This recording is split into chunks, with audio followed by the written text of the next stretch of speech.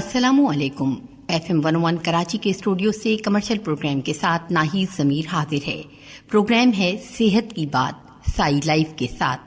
اس کا موضوع ہے اپنی فیملی کو ذیابیطس سے محفوظ رکھیں. اس موضوع پر بات کرنے کے لیے ہمارے ساتھ موجود ہیں ڈاکٹر زرین کرن. ڈاکٹر صاحبہ کی اسپیشلائزیشن ذیابیطس پر ہے. اس حوالے سے آئیے ہم ان سے کچھ جانتے ہیں. جی ڈاکٹر صاحبہ. میں اسسٹنٹ پروفیسر اینڈوکرینالوجی ہوں ڈاؤ یونیورسٹی آف ہیلتھ سائنسز میں. بیسکلی میں نے MBBS کیا ہے اور ڈاؤ میڈیکل کالج سے. اس کے بعد میں نے اسپیشلائزیشن کی میڈیسن میں FCPS میڈیسن کیا ہے. اس کے بعد FCPS اینڈوکرینالوجی یعنی I am double FCPS. And then میں نے رائل کالج آف UK سے ممبرشپ بھی حاصل کی ہے, وہاں کا بھی ایگزام دیا ہے. تو اس کے بعد میں یہاں ڈاؤ یونیورسٹی میں جو ہے ایز اے فیکلٹی جاب کرتی ہوں. اور میں زیادہ تر مریض میرے ذیابیطس کے مریض ہوتے ہیں. لگ بھگ سمجھ لیں آپ 80 سے 90% ہمارے جو OPD میں پیشنٹ آتے ہیں وہ ذیابیطس کے ہوتے ہیں. اور اس کے علاوہ ہارمونز کے جو پیشنٹ ہوتے ہیں میں ان کو بیسکلی دیکھتی ہوں. ڈاکٹر صاحبہ ذیابیطس ہے کیا؟ دیکھیں, ذیابیطس ایک کرونک میڈیکل کنڈیشن ہے. یعنی ایسی کنڈیشن اس لیے کہہ رہی ہوں, بیماری نہیں, کیونکہ دیکھیں اس کے ساتھ زندگی گزارنی ہے ایک شخص نے, تو اس کو ہم مریض تو نہیں کہیں گے کہ وہ ہم زندگی بھر ایک مرض اور مریض جیسا لفظ لے کے اپنے ساتھ گزارے. تو ہوتا یہ ہے کہ جو لبلبا ہوتا ہے ہمارا, یعنی جس کو پینکریاس کہتے ہیں, وقت کے ساتھ جو ہے انسولن بنانا چھوڑ دیتا ہے اور اس کی وجہ سے شوگر کی مقدار جو ہے نا خون میں بڑھ جاتی ہے, تو پھر اس کو ذیابیطس ہو جاتی ہے. اس کے بہت سارے میکینزم ہیں. یہ میں نے آپ کو ایک بہت ہی سمپل فارم بتائی ہے, لیکن میکینزم بہت ہی پیچیدہ قسم کے ہیں, جس کی وجہ سے اس کا علاج بھی ظاہر ہے بہت پیچیدہ ہوتا ہے اور اسپیشلسٹ کی ضرورت ہوتی ہے. ڈاکٹر صاحب ذیابیطس کی علامات کیا ہیں؟ اس کی مختلف علامات ہیں. بہت عام فہم علامت اگر آپ سمجھیں تو اس میں پیاس زیادہ لگتی ہے, پیشاب زیادہ آتا ہے, وزن گر رہا ہوتا ہے, جسم کا سمجھ لیں سارا حصہ آپ سمجھ لیں, ہاتھ پیر سن ہونا, آنکھوں میں دھندلاہٹ آنا, طاقت انرجی کم ہونا, کھانا ہضم نہ ہونا. بعض لوگوں کو قبض یا جلاب وغیرہ کی شکایت بھی لگ جاتی ہے. اور جیسے اگر کم عمر بچوں کو اگر یہ ہو جائے تو ان کو بھی یہی علامتیں زیادہ تر ہوتی ہیں, خاص طور پہ ان کا وزن بہت گر رہا ہوتا ہے. آپ بہت سارے پیشنٹس کو ٹیکل کرتی ہیں ڈاکٹر صاحبہ, کچھ اندازہ ہے کہ کس عمر کے پیشنٹ آپ کے پاس آتے ہیں؟ کم سے کم کیا عمر ہے؟ کم سے کم تو میرے پاس مطلب چھوٹے بچے بھی آ چکے ہیں, 4-5 سال کے, 2.5 سال کے. لیکن میں نے جیسے بتایا ذیابیطس کی مختلف جو نا قسمیں ہیں. ایک ٹائپ 1 ہوتی ہے, ایک ٹائپ 2. تو ٹائپ 2 از مور کامن. اور اگر ٹائپ 2 کی میں بات کروں تو میرے پاس کم سے کم 14 اور 17 سال کے بچے بھی ہیں ٹائپ 2 کے حوالے سے. باقی جو عام طور پہ ہمارے پاس اس مرض کے حوالے سے جو عمر میں لوگ آتے ہیں وہ آج کل تقریباً سمجھ لیں 25 سال سے لے کے 45 سال ایک بہت ہی کامن ایج بن گئی ہے جس میں ہمارے پاس مریض آ رہے ہیں. 30-32 سال کے لوگ تو لازمی آتے ہیں. ڈاکٹر صاحبہ جب علامات کی بات کرتے ہیں, کچھ لوگ کہتے ہیں ٹینشن ہے اس وجہ سے شوگر ہو گئی. ہاں دیکھیں, یہ تو اسٹریس یا پریشانی, ٹینشن جس کو آپ کہہ رہی ہیں, وہ تو ہر بیماری کی جڑ ہے. یعنی آپ کوئی بھی بیماری لے لیں, کینسر ہو گیا, بلڈ پریشر ہو گیا, دل کا مرض ہو گیا, بہت ساری مطلب ذہنی ڈپریشن وغیرہ ہو گیا. ٹینشن اسٹریس تو اس کی جڑ ہے ہی. اسی کی وجہ سے ہماری باڈی میں جو ہے نا ہارمونل امبیلنس کریٹ ہوتا ہے, اور پھر ظاہر ہے اس میں سے ایک چیز ہماری ذیابیطس بھی ہے. لیکن بعض اوقات یہ ہوتا ہے کہ ذیابیطس کا مرض فیملی میں رن کر رہا ہوتا ہے, ایک فیملی ہسٹری ہوتی ہے, جیسے مثال کے طور پہ والدین کو تھی, بہن بھائی کو تھی, اور سبھی لوگوں کو ہے, اور بہت پیچیدہ قسم کی ہے. تو اس میں اکثر جینیٹک فیکٹرز آتے ہیں, اسپیشلی جو ٹائپ 2 ڈائبٹیز جس کی میں نے بات کی جو بہت کامن ہے, اس میں جینیٹک فیکٹرز کا بہت بڑا رول ہے.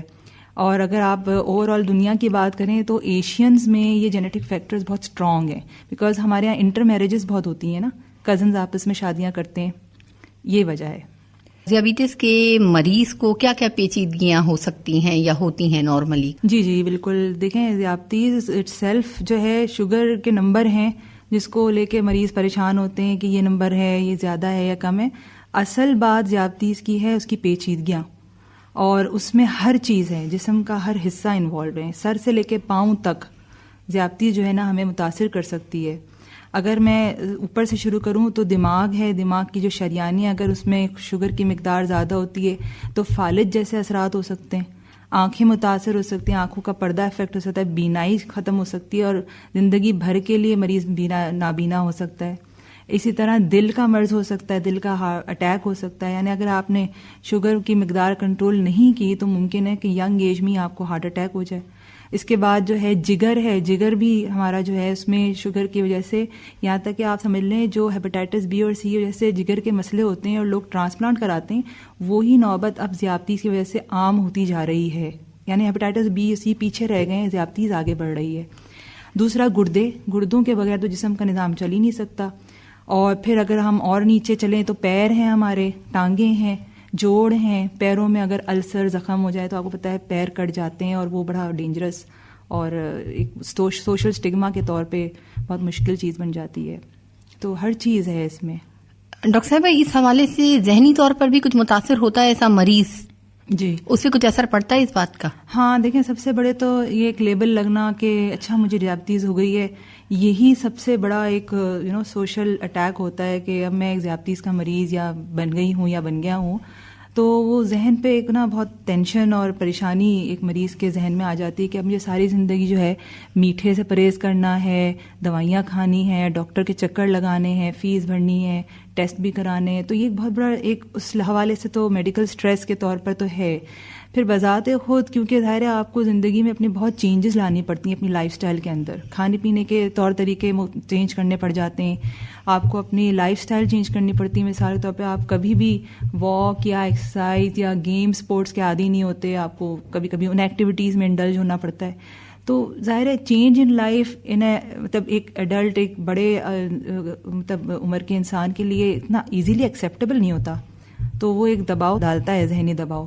پھر ذیابطیس کا جو مرض ہے اس کے ساتھ جو آپ کو فائنینشیل سٹریس ہوتا ہے وہ بھی آپ کو ڈیل کرنا پڑتا ہے, اور اس کے پیچھے تو بہت سارے تب ذہنی مسائل ہیں, اب تو لسٹ بن جائے گی. پاکستان میں کتنی آبادی ذیابطیس سے اثر انداز ہوتی ہے؟ دیکھیں, ہمارا انٹرنیشنل ڈائبٹیز فیڈریشن کا ایک ادارہ ہے دنیا میں جو مختلف ممالک دنیا میں جو ہیں ان کی پریولنس جو ہے آبادی میں کتنی ذیابطیس ہے اس کو ریکارڈ کرتا ہے اور اس کو ہر سال شائع بھی کرتا ہے. تو جو لیٹسٹ فگر ہے ہمارے پاکستان کی اس میں 19 ملین یعنی یہ آپ سمجھ لیں 1,90,00,000 مریض جو ہیں پاکستان کے اس وقت ذیابطیس کے مرض سے شکار ہیں. اور اگر میں اس کو فگر کو پرسنٹیج میں بتاؤں تو ہمارے پاکستان میں 2 نیشنل سرویز ہو چکی ہیں, ایک KP کے پشاور میں اور ایک سندھ کے اندر ہمارا کراچی کے اندر. تو ایک کے حساب سے تو پاکستان میں 19% یعنی 19% پریولنس ہے اور دوسرے میں 16%. تو لگ بھگ آپ سمجھ لیں 20% کے قریب اب تو یہ بڑھی رہی ہے. اس کے حساب سے ہم یہ دیکھتے ہیں کہ ہر چوتھا یا پانچواں شخص جو ہے وہ ذیابطیس کے مرض کا شکار ہے. اچھا, اگر بات کو ذرا سا آگے بڑھائیں تو کس عمر کے افراد زیادہ افیکٹو ہوتے ہیں؟ 30-35 یہ رینج ہے ایک مطلب ایوریج. دنیا بھر میں پاکستان کس رینکنگ پر آتا ہے؟ افسوس کہ پہلے کی جو رپورٹس تھیں اس میں یہ نیچے کہیں 9-10 نمبر پہ تھا, لیکن اب تو یہ چڑھ کے 4 نمبر پہ آ گیا ہے نا. We are at the 4th position, اور ابھی کچھ پتہ نہیں اگلے 10-15 سالوں میں ہم کہاں جائیں گے. ذیابیطس کے مریض کو کیا کیا احتیاطی تدابیر اختیار کرنی چاہیے اگر پتہ لگ جائے کسی کو کہ مجھے شوگر ہو گئی ہے اور میں اس کا پیشنٹ ہو گیا ہوں تو کیا کرنا چاہیے؟ دیکھیں, سب سے پہلے تو ظاہر ہے اپنے معالج کے پاس جائیں, جو بھی ان کا ڈاکٹر ہے جو ان کا علاج کرتا ہے ان سے سمجھیں کہ ان کی ذیابطیس کس سٹیج پر ہے, کتنی خراب ہے. اس کے حساب سے ان کی پراپر ٹریٹمنٹ ہونی چاہیے جو ان کو ملنی چاہیے, جس سے ہمیں پتہ ہے کہ پیچیدگیاں نہیں ہوں گی, کیونکہ الٹیمیٹلی آپ کا مقصد کیا ہے کہ آپ ان پیچیدگیوں سے اپنے آپ کو بچائیں. اچھا, اس کے علاوہ جو بنیادی چیز ہے وہ یہ کہ آپ اپنی ڈائٹ, غذا اور لائف سٹائل یعنی اپنا اٹھنا بیٹھنا, ایکسرسائز, ایکٹیویٹیز اس پہ توجہ دیں. میک شور کریں کہ آپ اپنے غذا کو ایک ترتیب دیں, کوانٹٹی کے حساب سے بھی اور کوالٹی کے حساب سے بھی.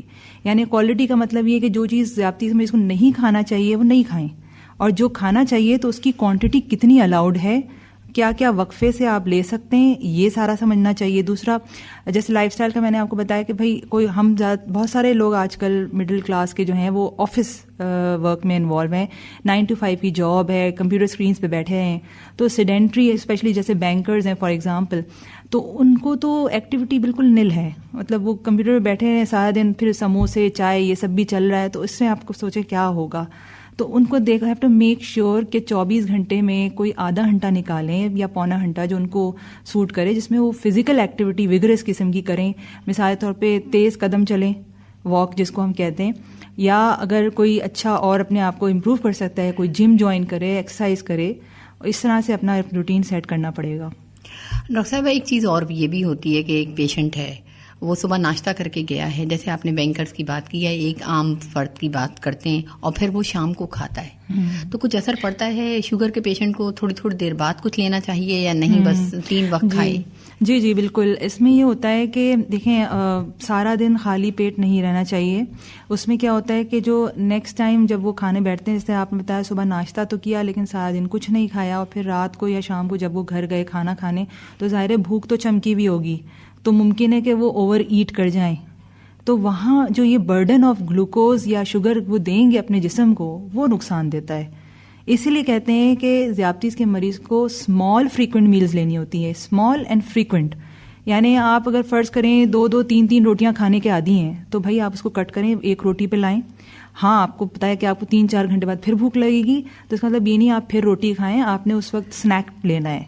تو ہم کیا کرتے ہیں کہ ذیابطیس کے مریض کو جو ہمارے 3 کھانے کے حصے ہیں, جیسے breakfast, lunch and dinner, اس کو ہم کوانٹٹی میں کم کر دیتے ہیں, اور 2 کھانوں کے درمیان اسنیک ٹائم ایک ہم نے بتایا ہے, جس میں ہم اکثر ایک فروٹ یا کوئی اسنیک جس میں کوئی چنے, چھولے, بینز یا شوگر فری بسکٹس آتے ہیں آج کل, یا ڈرائی فروٹس بھی, یا ڈرائی فروٹس, ان کی بھی کوانٹٹی لمٹ کر کے یہ سب چیزیں ایڈوائز کرتے ہیں. اور اس طرح دودھ بھی ہم الاؤ کرتے ہیں, لیکن وہی ہے کہ اس کو آپ کوانٹٹی لمٹ 1 کپ دودھ سے زیادہ نہ پئیں, اور وہ بھی بغیر ملائی وغیرہ کے.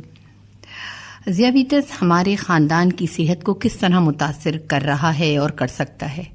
ایک تو میں نے آپ سے بات کی تھی کہ جینیٹکس اور موروثی جو معاملہ ہوتا ہے وہ تو خیر ایک ہے بات, لیکن پریکٹیکلی دیکھا جائے, جیسے ایک آدمی اگر اس کو ذیابطیس ہو گئی ہے اور وہ لگ بھگ 30-35 سال کا ہے, یقیناً اس کی ایک بیوی ہے, پھر اس کے بچے ہیں, پھر ممکن ہے اس کے ماں باپ بھی ہیں, تو وہ جب وہ ایک شوگر کے مرض کے ساتھ ایک ڈاکٹر کو وزٹ کر رہا ہے, اس کی فیس دے رہا ہے, پھر میڈیسن خرید رہا ہے, اس کی فیس دے رہا ہے, پھر ٹیسٹ کرا رہا ہے, تو اٹس اے فائنینشیل برڈن, ایک بہت بڑا فائنینشیل برڈن وہ اس حصے میں اس کو وقف کرنا پڑ رہا ہے. تو کیا وہ ڈسٹریبیوشن آف فائنینس جو اس کو بیوی, بچے, ماں باپ پہ لگانا تھا, وہ کتنا متاثر ہوگا آپ سوچیں. تو this is like family and diabetes. دیکھیے ڈائبٹیز ایک شخص کو نہیں, اس کی پوری فیملی کو افیکٹ کر رہی ہے. اسی طرح اگر فرض کریں اس کو کوئی پرہیزی کھانا ہے, اسٹرکٹ پرہیز ہے, ڈاکٹر نے کچھ اسٹرکٹ اس کو بتائی ہیں چیزیں, تو ظاہر بیوی ہے یا جو بھی اس کا کھانا بنانے والا شخص ہے گھر پہ, اس کو کھانے کے انتظامات میں توجہ دینی پڑے گی, چینجز لانی پڑیں گی, اور ظاہر ہے ڈفرینٹ قسم کے کھانوں میں توجہ دینی پڑے گی. اچھا, شوگر کے پیشنٹ کو آئلی کھانے سے بھی تھوڑا انحراف کرنا چاہیے؟ جی ہاں, کیونکہ دیکھیں وہی بات ہے, ذیابطیس کی کمپلیکیشن میں نے آپ کو بتائی تھی, ہارٹ اٹیک اور اسٹروک, فالج اور دل کا دورہ. تو وہ صرف شوگر صحیح کرنے سے نہیں ہوگا, اس میں کولیسٹرول صحیح ہونا چاہیے, بلڈ پریشر صحیح ہونا چاہیے, ویٹ کم ہونا چاہیے. اور اگر کوئی اسموکنگ کرتا ہے تو اسموکنگ نہ کریں. Smoking is just like diabetes. میں تو اپنے ہر مریض کو کہتی ہوں کہ آپ دن میں 1 بھی سگریٹ پی رہے ہیں تو آپ وہی نقصان کر رہے ہیں جو 1 پیکٹ پینے پہ کریں گے, اس لیے پلیز آپ اس کو چھوڑیں. ڈاکٹر صاحبہ, بلڈ پریشر کتنا ہونا چاہیے ایک شوگر کے پیشنٹ کا؟ دیکھیں بلڈ پریشر ہم چاہتے ہیں کہ 140/90 سے کم رہے, جو زیادہ تر ہم شوگر کے مریضوں میں ہمارا یہ ٹارگٹ ہوتا ہے. لیکن کبھی کبھی ہمیں جیسے انڈیویجولائز قسم کی ٹریٹمنٹ کرنی پڑتی ہے, انفرادی ٹریٹمنٹ. ظاہر اللہ تعالیٰ نے ہر انسان کو مختلف بنایا ہے نا, تو ظاہر اس کا علاج بھی تھوڑا سا مختلف ہوتا ہے. تو مثال کے طور پہ اگر کوئی پیشنٹ بہت ایج ہے, جس کی کوئی 60, 70, 80 سال کی عمر میں ہے, تو آپ ان کا بی پی بہت لو نہیں کر سکتے, یعنی 140/90 بہت اسٹرکٹ ہو جائے گا ان کے لیے. تو کبھی کبھی ان کو ہمیں ریلیکس کرنا پڑتا ہے, تو 150/95 یہ لیول بھی ان کے لیے صحیح ہے. ہاں اگر کوئی ینگ پیشنٹ ہے, 25-30 سال کا لڑکا ہے, جوان ہے, تو 140/90 بھی شاید اس کے لیے تھوڑا ٹائٹ ہے, زیادہ ہے. تو اس کو ہم اور زیادہ لوز کرنے کے لیے اس کو پہلے تو ہم ڈائٹ اور ایکسرسائز ایڈوائز کریں گے, لیکن اگر اسٹل اس کا بڑا ہوا آئے گا تو ہم کہیں گے کہ تھوڑا سا آپ میڈیسن بھی اسٹارٹ کریں, تاکہ 130-135/80 یا 85 پر چلا جائے.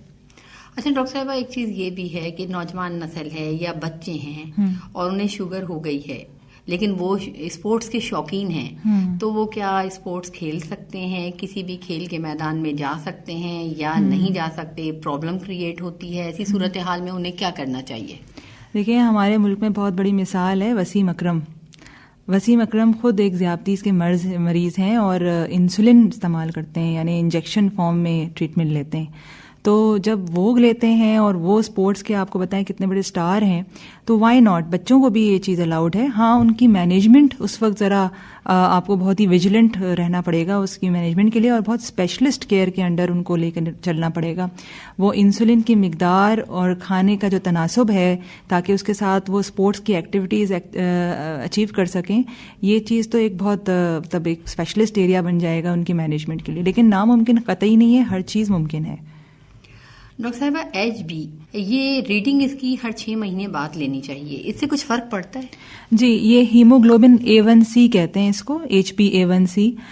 دراصل یہ گلائکیٹڈ ہیموگلوبن ہوتا ہے, یعنی ہمارا جو خون ہے جس کو ہم ہیموگلوبن کہتے ہیں, ریڈ بلڈ سیل, اس کے اندر ایک پروٹین ہوتا ہے ہیموگلوبن, وہ شوگر کی مقدار کی وجہ سے نا گلائکیٹڈ ہو جاتا ہے, یعنی شوگر اس میں آ کے چپکتی ہے. ہر 3 مہینے ہمارا خون بدلتا ہے. یہ قدرتی نظام ہے, ہماری بون میرو سے جو خون بنتا ہے وہ ہر 3 ماہ میں چینج کیا جاتا ہے. تو اسی طرح جب خون بدلے گا تو ہیموگلوبن A1C بھی بدل جائے گا. اس لیے انیشلی ہم شروع میں جب شوگر کے مریضوں کو مینیج کرتے ہیں تو ہم ہر 3 مہینے پہ ان کا یہ ہیموگلوبن A1C چیک کرتے ہیں کہ اب ہیموگلوبن A1C کتنا چینج ہوا. اس کے ہمارے لیول ہونا چاہیے, جیسے اگر کوئی پیشنٹ مریض نہیں ہے ذیابطیس کا تو اس کا تو 5.7 سے کم ہونا چاہیے, اور اگر جو ذیابطیس کا مریض ہوتا ہے اس کا یہ 6.5 سے اوپر ہوتا ہے. اور جتنا زیادہ ہوگا, جیسے 7, 8, 9, 10, اتنی آپ کی شوگر کی مقدار زیادہ ہے. تو یہ آپ سمجھ لیں آپ کو 3 مہینے کا ریکارڈ بتاتا ہے, کیونکہ ظاہر ہے دیکھیں ہر شخص جو ذیابطیس کا مرض ہوتا ہے 24 گھنٹے ہر لمحہ تو اپنی شوگر چیک نہیں کر سکتا نا مشین سے. پرک ہے, نیڈل پرک ہے, اور پھر کاسٹ بھی الگ چیز ہے. تو سائنٹیفک مطلب ایویڈنس کے تھرو اور سائنٹیفک ایکسپرٹس کے تھرو ہمیں یہ ہیموگلوبن A1C کا ٹیسٹ جو ہے نا نصیب ہوا ہے, جو ہم ہر 3 مہینے میں چیک کر کے یہ اندازہ لگا سکتے ہیں کہ پچھلے 3 ماہ شوگر کتنی تھی, کیا کنٹرول. بلڈ کلچر آ جائے گا اس سے؟ نہیں, بلڈ کی رپورٹ ہے یہ, سمپل خون کی ایک رپورٹ ہے, اور اس میں آپ کو پتا چل جاتا ہے کہ پچھلے 3 ماہ شوگر کا ریکارڈ کتنا رہا. اچھا ڈاکٹر صاحبہ, ایک شخص ہے جسے وہی علامات نظر آ رہی ہیں جو شوگر کے پیشنٹ کی ہوتی ہیں, وہ ٹیسٹ کرانے جاتا ہے تو اس کا شوگر لیول کتنا آ جائے گا تو ہم یہ شمار کریں گے کہ ہاں اس کو شوگر ہو گئی ہے؟ یہ دیکھیں کٹ آفس ہمیں پتہ ہونے چاہیے. فاسٹنگ شوگر جس کو ہم کہتے ہیں خالی پیٹ نہار منہ, جو ہم 8 گھنٹے کی فاسٹنگ کے بعد کراتے ہیں, وہ 100 سے کم ہونی چاہیے, یعنی 100 کی فگر بھی نہیں ہونی چاہیے. اگر 100 بھی ہے دیٹ مینس کہ وہ بارڈر لائن شوگر پر آ گئی ہے. اور اگر 2 گھنٹے کے بعد شوگر چیک کریں کھانا وانا کھا کے, جس کو ہم رینڈم شوگر کہتے ہیں, وہ اگر 200 سے اوپر ہے تو ڈیفینیٹلی پیشنٹ ڈائبٹیز کا مریض ہے, اور 140 سے اوپر اگر ہے اور 200 سے کم ہے تو وہ بارڈر لائن پر ہے, یعنی 140 سے کم رہنی چاہیے اس کی شوگر رینڈم میں. اچھا ڈاکٹر صاحبہ, ایک سوال اور یہ بھی ہے, کوئی پیشنٹ ہے اگر اس کی شوگر ایک دم سے ہائی ہو جاتی ہے اور وہ گھر میں موجود ہے تو اسے کیا کرنا چاہیے فوری طور پر؟ دیکھیں آئیڈیلی تو اس کو فوراً کسی قریبی ایمرجنسی میں جانا چاہیے, کیونکہ ہائی شوگر کے بہت زیادہ نقصان ہوتے ہیں. خون میں پانی کی کمی ہو جاتی ہے جس کی ڈی ہائیڈریشن ہوتی ہے, تو اس کا افیکٹ ڈائریکٹ کڈنی پہ پڑتا ہے اور برین پہ پڑتا ہے. تو اول تو گھر والے گھر میں دیکھیں کہ بھائی کیا ہے وجہ, کیا انہوں نے دوا مس کی, کیا انسولین نہیں لگائی, نہیں تو کم از کم ان کو میک شیور کریں کہ پانی پیتے رہیں وہ, تاکہ ان کے بلڈ جو ہے خون جو ہے جمے نہیں, کیونکہ جتنی شوگر زیادہ ہوتی ہے تو خون کے جمنے کا بڑا خطرہ ہوتا ہے, اور اس کا افیکٹ میں نے آپ کو بتایا گردوں پہ اور برین میں ہوتا ہے. اور مین وائل کوشش کریں کہ جتنا جلدی ان کو ایمرجنسی لے جائیں تاکہ ان کے ساری باقی کی ٹیسٹنگ ہو سکے, کڈنی فنکشن دیکھا جا سکے, کوئی ڈرپ وغیرہ کی ضرورت ہے تو وہ دی جا سکے. اور اگر کسی کو ایک دم سے بہت زیادہ شوگر کم ہو جائے لیول, اس کا یہ ہے طریقہ کہ گھر میں لازمی ایسے لوگوں کو اپنے جوس یا میٹھی چیزیں رکھنی چاہیے اس پرپز کے لیے کہ مثال کے طور پر اگر شوگر 70 سے نیچے ہو جاتی ہے, جس کو ہم لو بلڈ شوگر کہتے ہیں, تو فوراً ایک جوس کا ڈبہ پلا دینا چاہیے تاکہ ان کی شوگر فوراً 100 یا اس سے اوپر ہو جائے اور خطرے سے وہ باہر آ جائیں. یہ 15 منٹ کے اندر یہ چیز ہو جاتی ہے, اور اگر پھر بھی مینیج نہ ہو پھر ایمرجنسی لے کے. اچھا, کھجور بھی دی جا سکتی ہے ایسے لمحات میں؟ ایسے لمحوں میں کھجور کے بھی کچھ 3-4 دانے دے سکتے ہیں, لیکن کوئکسٹ ایکٹنگ جو شوگر ہوتی ہے وہ جوس ہوتا ہے. جوس یا چینی یا بیسکلی ایک گلوکوگون نام کا ایک انجیکشن ہے جو انٹرنیشنلی تو اویلیبل ہے, انفارچونیٹلی پاکستان میں یہ موجود نہیں ہے. آئیڈیلی تو ڈاکٹر یہ گھر والوں کو وہ انجیکٹ کرنے کا طریقہ بھی سکھانا چاہیے مریضوں کو, لیکن ہمارے یہاں افسوس کی بات ہے کہ انجیکشن موجود نہیں ہے. تو بیسٹ چیز جوس ہے, وہ بھی منہ سے. اگر پیشنٹ مریض جو ہے وہ بے ہوش ہے تو وہ ایک مجبوری ہے, لیکن اگر وہ ہوش میں ہے تو اس کو ہوش میں لا کے جلدی جلدی جوس پلائیں تاکہ وہ پی کے اس کو جلدی اس کو جو ہے شوگر بحال ہو. کتنا ٹائم لگتا ہوگا ریکور کرنے میں؟ 15 منٹ ہمارے پاس ہیں, ود ان 15 منٹس کو صحیح ہو جانا چاہیے. ورنہ ہمیں دیکھیں برین ڈیمیج ہو جاتا ہے, برین اتنا ٹائم ایسے لمحات میں ڈیتھ بھی ہو جاتی ہے شوگر لو ہونے سے. جی بالکل, انفارچونیٹلی اگر اس کو ریئلائز نہ کیا جائے کہ اس کی شوگر لو ہو رہی ہے تو برین اتنا متاثر ہو جاتا ہے, خاص طور پہ جو بڑی عمر کے لوگ ہوتے ہیں 60-70 سال جو آلریڈی عمر رسیدہ لوگ ہوتے ہیں, ان کے دماغ پہ بہت برا اثر پڑتا ہے, ان کو فالج بھی ہو سکتا ہے, اور دیٹس ویری ڈینجرس. ڈاکٹر صاحبہ, ایک ذیابیطس کے مریض ہے, اس کو نفسیاتی طور پر اس کے دماغ پہ کیا اثرات پڑتے ہیں؟ ایک تو یہی کہ بھائی ہمیں کیوں ہو گئی ذیابیطس, اس کویشچن کو لے کے وہ بار بار اپنے ذہن میں خیال آتے رہتے ہیں کہ اب جیسے فرض کریں ایک لڑکی ہے, اس کو پتہ چل گیا ہے کہ اس کو شوگر ہے, ذیابیطس کا مسئلہ ہے, اب اس نے شادی بھی کرنی ہے, پھر سسرال والوں کو کیسے بتائے, شوہر کو کیسے بتائے, پھر کیا پریگنینسی ہو سکے گی, اور بچے کوئی ضائع تو نہیں ہوں گے, ان میں کمپلیکیشن تو نہیں آئیں گی.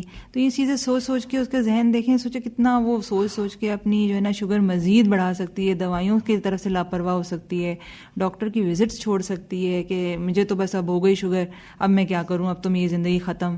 تو یہ یہاں تک اتنا ڈپریشن ہو جاتا ہے بعض ذیابیطس کے مریضوں کو کہ لٹرلی وہ لوگ سوسائڈ کی طرف, خودکشی کی طرف چلے جاتے ہیں کہ اب تو ہماری زندگی میں کچھ بھی نہیں ہے. تو ایسے پیشنٹ چڑچڑے بھی ہو جاتے ہیں.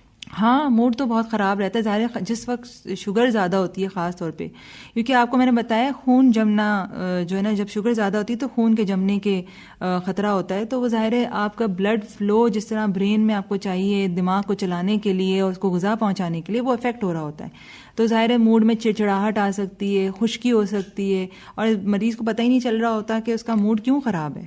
اور ایک چیز یہ بھی ہے کہ ایسے پیشنٹ کی جو ہے زبان خشک ہونے لگتی ہے, سفید ہونے لگتی ہے, یہ بھی ایک علامت میں شمار ہوتی ہے. بالکل, بار بار ان کا منہ خشک ہوتا ہے, اور ہمارے پاس مریض یہی شکایت لے کر آتے ہیں کہ ڈاکٹر صاحب ہم اتنا پانی پیتے ہیں پھر بھی منہ خشک رہتا ہے, اور ہمیں بار بار پیشاب آتا ہے, ہمیں بار بار واش روم جانا پڑتا ہے, رات کو اٹھنا پڑتا ہے, اور رات میں اب دیکھیں کتنی دفعہ وہ اٹھیں گے تو ان کی نیند ڈسٹرب ہوگی, نیند پوری نہیں ہوگی, تو پھر وہ اگلے دن اپنا کام کیسے کریں گے, وہ چڑچڑاہٹ پھر ملٹیپلائی ہوتی چلی جاتی ہے. ڈاکٹر صاحب, ذیابیطس کا علاج کس طرح ممکن ہے؟ دیکھیں, یہ ابھی ہم نے بہت ساری چیزیں میں ڈسکس کی ہیں. علاج اگر کیور کے حوالے سے یعنی بالکل کبھی بھی وہ مرض دوبارہ نہ آئے تو یہ تو ممکن نہیں ہے, کیونکہ ذیابیطس بذات خود ایک نیچرل پروسیس بھی ہے, ایک کنڈیشن ہے جو نیچرلی آپ دیکھیں اولڈ ایج میں بھی بعض لوگوں کو ایک نئے سرے سے ذیابیطس پیدا ہوتی ہے. اس کی وجہ یہ کہ ہمارا جو لبلبا ہے اس میں کچھ ڈپازٹس آنا شروع ہو جاتے ہیں ایج ریلیٹڈ, تو ظاہر ہے اس کو پھر ذیابیطس ہو جاتی ہے. تو کیور نہیں ہے, ہاں علاج ممکن ہے, یعنی اس کو ہم کنٹرول کر سکتے ہیں دوائیوں سے, اپنی غذا کو کنٹرول کر کے, پرہیز کر کے, اپنے لائف سٹائل کو جس میں ایکسرسائز ایکٹیویٹیز میں نے بتایا ہے وہ کر کے, اور ایک regular check up, regular visit جو اس کو کرنا چاہیے. جیسے مثال تو کچھ مریض ہیں جو سال میں ایک دفعہ ڈاکٹر وزٹ کرتے ہیں, پورا سال غائب ہو جاتے ہیں, اچانک سے ان کی طبیعت خراب ہوتی ہے تو ان کو خیال آتا ہے کہ نہیں اب ڈاکٹر کے پاس چلنا چاہیے, وچ از رانگ. تب تک ہمارے پاس ایک سال ضائع ہو چکا ہوتا ہے اور اس کے اندر بہت زیادہ ان کو نقصان پہنچ چکا ہوتا ہے. تو ایک ریگولر وزٹ بہت ضروری ہے. ہم جو ڈاکٹر صاحب یہاں قطع کلامی ہو رہی ہے, ایک چیز اور بھی دیکھی گئی ہے شوگر کے پیشنٹس کے لیے کہ وہ اگر احتیاط کرتے ہیں تو بہت زیادہ احتیاط کر لیتے ہیں, اور پھر ایک وقت ایسا آتا ہے کہ ان کا شوگر لیول ڈاؤن ہو جاتا ہے. جی خیر, یہ ساری ذیابیطس کے سے ریلیٹڈ کمپلیکیشنز میں ہی یہ چیز آتی ہیں. وہی بات ہے کہ ہم یہ بھی نہیں چاہتے کہ بھئی آپ کھانا پینا چھوڑ دیں, اور کچھ لوگ کہتے ہیں یہ بھی ایک چیز عموماً دیکھی گئی ہے کہ وہ چائے پینا چھوڑ دیجیے, چاہے روٹیاں جتنی دل چاہے کھائیں. یہ بھی یہ کا کانسیپٹ ہے کہ روٹی میں شوگر نہیں ہوتی. دیکھیں, اللہ تعالیٰ نے جتنی بھی چیزیں بنائی ہیں سب میں نشاستہ کا ایک نظام رکھا ہے. نشاستہ یعنی کاربوہائیڈریٹ جس سے شوگر بنتی ہے. کچھ چیزوں میں زیادہ ہوتی ہے, کچھ چیزوں میں کم ہوتی ہے. مثال طور میں اگر آپ کولڈ ڈرنک پئیں گے تو اس میں تو 9-10 چمچے چینی کے ڈلے ہوئے ہیں ایک بوتل کولڈ ڈرنک میں, اور جب آپ چنے یا چھولے اٹھائیں گے تو ظاہر اس میں کم ہوتی ہے نا. تو یہ کوانٹٹی, یہ علم ہی ہے جو ہمارے لوگوں کو نہیں ہے. لوگ ہمارے جو نا ٹیسٹ کے پیچھے بھاگتے ہیں, برگر کھا رہے ہیں, پیزا کھا رہے ہیں, کولڈ ڈرنک چڑھا رہے ہیں, ان کو پتہ نہیں چل رہا کہ ایک وقت میں کتنی ساری ڈینس کیلوریز جو ہیں شوگر کے طور پر لے رہے ہیں, جبکہ ہم چاہتے ہیں کہ وہ اس چیز کو ڈسٹریبیوٹ کریں ڈفرینٹ فوڈ آئٹمس میں جو اللہ تعالیٰ نے قدرتی بنائی ہیں. پھل ہے, پھلوں کی قسمیں ہیں, اس میں کون سا پھل کتنی مقدار میں لینا چاہیے, یہ سب. ہاں اگر وہ ٹائم سے چیزیں نہیں لیں گے, گیپ کریں گے اور دوائیاں بیچ میں چل رہی ہوں گی تو ڈیفینیٹلی ان کی شوگر لو ہو جائے گی. تو اس سے تو بچنا ہے کیونکہ ہم نہیں چاہتے شوگر لو ہو. ویجیٹیبلس لے سکتا ہے ایسا پیشنٹ؟ جی, ویجیٹیبلس کی بھی ایک ٹائپس ہوتی ہیں جو گرین ویجیٹیبلس ہوتی ہیں نا, زیادہ تر ہری سبزیاں, وہ ہم کہتے ہیں کہ بھئی وافق مقدار میں آپ لے سکتے ہیں. لیکن جیسے دوسری سبزیاں ہیں، مثال کے طور پہ گاجر ہے یا جیسے چکندر ہے، اس میں تھوڑی مٹھاس زیادہ ہوتی ہے. آلو ہے، مطلب پالک، شلجم، اس طرح کی چیزیں لے سکتے ہیں. پالک لے سکتے ہیں، بھنڈی، بینگن، کریلا، یہ سب 0 کیلوریز ہیں. They are good for diabetes. Doctor صاحبہ، ہم اس تیزی سے بڑھتی ہوئی اس بیماری کو کس طرح قابو پا سکتے ہیں؟ دیکھیں، یہ ایک نیشنل لیول پہ ایفرٹ چاہیے ہمیں، اور اللہ کا شکر ہے میں پاکستان انڈوکرائن سوسائٹی کو بلانگ کرتی ہوں. پاکستان سوسائٹی کے جو اسٹیک ہولڈرز ہیں، یعنی جنہوں نے اس کی بنیاد ڈالی اور جن کا گورنمنٹ سے بھی لنک ہے، تو اب نیشنل لیول پہ کچھ پروگرامز انیشیٹ کیے گئے ہیں فار پریونشن، یعنی روکنے کے لیے. لیکن ہم اگر فزیشین لیول پہ بات کریں تو ہمیں ابھی بہت ساری ایفرٹ کرنی ہے، تاکہ دیکھیں چیز شروع ہوتی ہے اسکول سے. اسکول، کالج، یونیورسٹی لیول پہ آپ اویئرنیس بڑھائیں.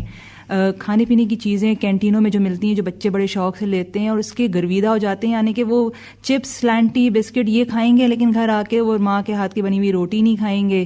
اور آپ دیکھیں یہ سمپل چیزیں ہیں، تو اس لیول پر آنا ضروری ہے. یعنی آپ کے خیال میں ماں کو بچے کے دماغ میں یہ چیز ڈالنی پڑے گی کہ بیٹا تمہیں اس طرح کھانا ہے. جی، ماں باپ کو بتانا پڑے گا بچوں کو کہ صحیح کھانے کی چیز کیا ہے، کس میں غذائیت ہے، کس میں ویلیو ہے، اور آپ جو چیزیں ہم منع کرتے ہیں تو وہ کیوں منع کرتے ہیں، اس کا کیا نقصان ہے. تو یہ تو گھروں میں شروع ہو رہی ہے بات، اور اسکولوں میں شروع ہو رہی ہے، ہر لیول پر ہے. تو اس طرح کے کچھ کیمپینز ہونے چاہیے نیشنل لیول پہ، گورنمنٹ کے اداروں میں بھی. اور میں سمجھتی ہوں اس کا تعلق صرف ہاسپٹلس تک نہیں ہے، ایون آپ کے اپنے اس ریڈیو پاکستان کے اندر یہ چیزیں ہونی چاہیے. ان چیزوں کی اویئرنیس کی بہت ضرورت ہے. شوگر کا جو پیشنٹ ہے یا ذیابیطس کا جو مریض آپ کے پاس آتے ہیں، اس میں خواتین کی تعداد زیادہ ہے یا مردوں کی؟ اس وقت تو یہ بالکل ایکول تقریباً لیول چل رہا ہے. میں کہوں گی کوئی خاص فرق نہیں ہے. لیکن چونکہ میں فیمیل انڈوکرینالوجسٹ ہوں، میرے پاس گائنیکالوجی سے بہت پیشنٹ ریفر ہوتے ہیں. جی ڈی ایم یعنی جسٹیشنل ڈائبٹیز، یعنی ڈائبٹیز جو پریگننسی میں ہو جاتی ہے. تو میرے پاس یقیناً فیمیل کی تعداد زیادہ آتی ہے، کیونکہ میں ڈائبٹیز ان پریگننسی کو بھی مینیج کرتی ہوں. تو اس میں بہت پیچیدگیاں ہو جاتی ہوں گی. پیدائش کے بعد بچوں میں بھی کیا شوگر ہو جاتی ہے؟ جی دیکھیں، اب یہ تو خیر ایک بالکل مختلف موضوع ہے، لیکن اگر میں بہت موٹی سی بات کروں تو اگر کسی عورت کو پریگنینسی کے دوران شوگر ہو جائے تو پیدائش پہ اس کے بچے کی شوگر لو ہونے کا خطرہ ہوتا ہے، جو کہ جان لیوا ہو سکتا ہے. لیکن اگر وہ بچہ صحت نہیں پکڑے، یعنی اچھی غذا، اچھی ایکٹیویٹیز اور لائف اسٹائل میں نہ جائے، تو اس کو لائف ٹائم رسک ہو سکتا ہے ڈائبٹیز ہونے کا آگے جا کے، لگ بھگ 40 سے 50%. پیدائش کے فوراً بعد اس کو شوگر فوراً نہیں بعد ہوگی تو نہیں ہوتا، بچے کو. لیکن فوراً بعد دوسری پیچیدگی جو میں نے آپ کو بتائی ہے، لو شوگر، وچ اٹ سیلف جو بہت ڈینجرس چیز ہے. آپ سوچیں لو شوگر جو ہے نا ہمارے دماغ کو مفلوج کر دیتی ہے. اور ایک بچہ جو پیدا ہو رہا ہے اس کا تو دماغ ابھی بھی ڈیولپ ہوگا نا وتھ ٹائم. تو مفلوج حالت میں وہ کیا سیکھے گا، کیسے بولے گا، کیسے چلے گا. کوئی پیغام دینا چاہیں گے شوگر کے مریض کو؟ دیکھیں، ورلڈ ڈائبٹیز ڈے آ رہا ہے 14 نومبر کو. ہم ہر سال ورلڈ ڈائبٹیز ڈے مناتے ہیں، اور ہماری ہر سال کوئی نہ کوئی تھیم ہوتی ہے. جیسے پہلے فیملی اینڈ ڈائبٹیز رہ چکی ہے، اس طرح اب جو ہے نرسز اینڈ ڈائبٹیز ہے. تو اگر میں صرف فیملی اینڈ ڈائبٹیز کی بات کروں کہ وہ بہت امپورٹنٹ ہے میری نظر میں، وہ یہی ہے کہ بھئی اگر آپ اپنی شوگر کی مقدار کنٹرول میں رکھیں گے، جو ہم نے اتنی باتیں کی کہ بھئی ڈاکٹر کے پاس جائیں، ریگولر دوا لیں، ریگولر چیک اپ کرائیں، وہ چھوٹا چھوٹا خرچہ آپ کو جو لگے گا کہ میں یہ فیس کیوں دوں یا میں یہ میڈیسن کیوں خریدوں اور اتنی ساری میڈیسن کیوں ہیں، وہ آپ کو ان بڑے خرچوں سے بچائے گا جو لاکھوں میں آپ کو دینا پڑے گا. کہ خدا خواستہ آپ کو دل کا دورہ ہو جائے یا فالج ہو جائے یا آپ کو ڈائلسس جیسے مسئلوں میں پڑنا پڑ جائے، تب آپ اپنی فیملی کے اوپر کتنا بڑا برڈن بن جائیں گے. تو میرا یہ پیغام ہے کہ پلیز آپ اپنی ذیابطیس کے مرض کے اوپر خاص توجہ دیں. سامعین، FM 101 کراچی کے اسٹوڈیو سے آپ کمرشل پروگرام سن رہے تھے صحت کی بات سائی لائف کے ساتھ. آج کا موضوع تھا اپنی فیملی کو ذیابیطس سے محفوظ رکھیں. اس موضوع پر ہمارے ساتھ موجود تھیں ڈاکٹر زرین کرن. بہت شکریہ ڈاکٹر صاحبہ.